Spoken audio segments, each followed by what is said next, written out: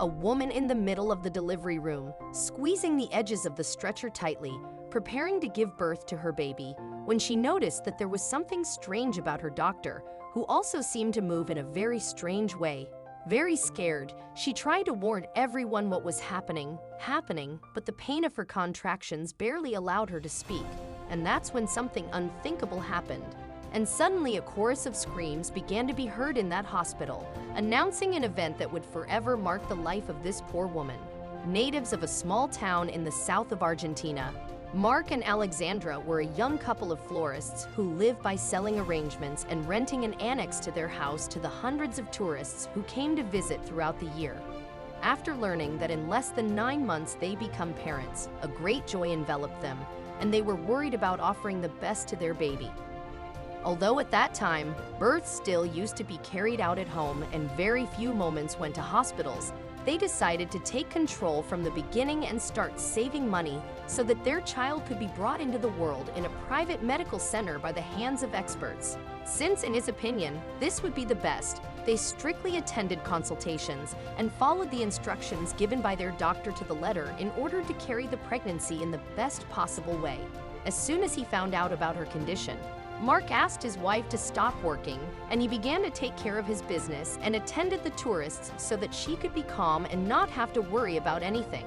Likewise, he made sure to buy her everything she needed and always took a few hours out of the day to go to their house to see how she was doing and keep her company, even if it was just a few minutes. Alexandra was so happy that everything was going so well that she could never have imagined that a devastating tragedy would change everything completely. One afternoon, when the snow had already covered the entire town, Mark went out to make a delivery of a flower arrangement several kilometers from home. His wife found it strange that he was late in returning, so instead of going to bed, she sat down to wait for him in the armchair, where she finally fell asleep until someone knocked hard on her door. At dawn, it was 2 firefighters who, with their helmets in their hands, gave her the tragic news that her husband had lost control of the vehicle due to the snow and was not able to survive the strong impact that his car received. Alexandra couldn't believe her ears. The world under her feet suddenly seemed to collapse, and with a broken heart, she began to cry, wondering what will become of her life and her son's life without her beloved husband. Despite her great pain, the poor woman, motivated by the most valuable thing that the love of her life had left her, that beautiful being that grew in her womb, Alexandra became convinced that she should move on, so she started working at the flower shop again. With the little she had, she bought a wheelbarrow that she dragged down the street to go herself to deliver her orders and thus earn a little more money. Well, the truth is that she'd been left full of debts, and if she wanted to be able to cover the cost of giving birth in that hospital, she had to save even more. This is how Alexandra worked tirelessly until the last day of her pregnancy, in which her water broke when she was in the middle of the street. And luckily, a friend of hers, who was a taxi driver, was nearby and took her immediately to the hospital. Already in the waiting room, with all the anguish that a new mother suffers, Alexandra found herself completely alone in the world, since the only person she had then was the son who was about to come out of her womb. At that moment, 2 nurses approached her to inform her that the doctor who had controlled her case until then could not treat her due to a family matter, so it would be another doctor who would carry out the process.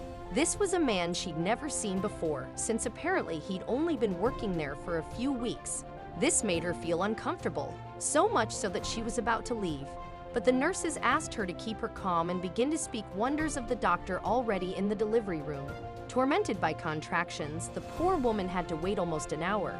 That happy man appeared, and when he finally did, despite how desperate she was already, she only had to look at him to feel that something very strange was happening. His movements were quite clumsy, and he seemed not to hear anything she or the nurses said to him, very nonchalantly, if not even checking her out. The man ordered Alexandra to push something that puzzled her a bit, but she held out so long that she had no choice but to obey him. Feeling her chair inside her, the poor girl pushed and pushed, but her efforts seemed futile. And it was then that she, exhausted, looked at that man up and down and realized something that left her horrified. The doctor was wearing absolutely nothing under his gown. In addition, his eyes were red and his gaze was lost, which immediately made her think that he was under the influence of some substance. Alarmed, she tried to warn everyone of what was happening, but no one paid any attention to her, and they only asked her to calm down and keep pushing. Very scared, she had no choice but to do so. It was then that her baby's head began to appear, and suddenly all the nurses began to scream. And one of them, seeing that the doctor did not react, pushed him out of the way and then pushed the creature out of their mother's womb, while a great scandal was heard in the corridor. This caused Alexandria to lose consciousness of herself. When she finally woke up, her baby was no longer inside her, but he was not next to her either. So she began to call the nurses to bring him to her, but none paid attention to her. A lady who was in charge of cleaning, seeing her so desperate, approached her and explained that apparently her son had the umbilical cord wrapped around his neck and was suffocating. So they had to take him urgently to the operating room to make him an urgent surgical operation. And now the little boy was in intensive care. Apparently, he had been without oxygen for a long time while they waited for the other doctor. I don't understand why they should have called someone else if he was on there, the lady told her. With eyes full of tears, Alexandra got up from the bed and walked around the hospital in search of her son. When the nurses saw her, they immediately ran to stop her and took her back to her room. I'm sorry to tell you that your son was born with a rare syndrome that affected his brain, so it's likely that when he grows up, he will not be able to take care of himself and may not even walk.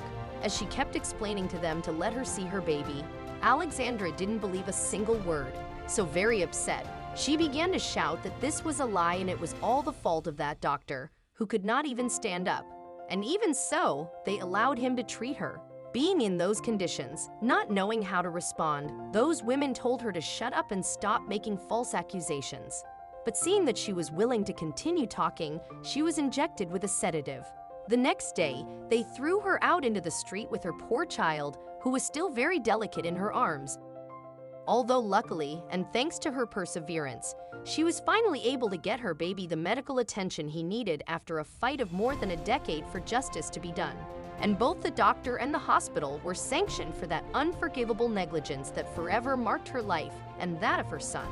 Because they all covered their backs and she was a woman humble, while the owner of the hospital billionaire was unable to win the case. Now 20 years have passed since that incident, and despite the fact that her beloved Elliot is already a man, due to the serious damage he suffered due to a lack of oxygen, his mind is still like that of a child. He was never able to learn to speak or walk without the support of crutches, while Alexandra continues to fight for everyone to know her story. And somehow she ends up getting justice. Day after day, she's confessed to those who approach her at the flower stand to talk about what happened, that her greatest wish is that God gave her enough life to continue taking care of her son, and that the day she has to leave, take them both. Well, she would never forgive herself for leaving alone in a world where there's no one else to take care of him. It's unforgivable that there are professionals so foolish that they don't understand the size of the responsibility they carry on their shoulders. Above all, well, it is the life of another living being that they have in their hands. And it's something that must be taken with the greatest of commitments. In the same way, it's unfortunate that in this world, money is worth more than justice. That's why we must always be attentive to whom we trust, even the least, and no matter what, raise our voices in the face of injustice. Well, if we all shout together, the world will not be able to ignore us. Well, folks, that's the end of this incredible story.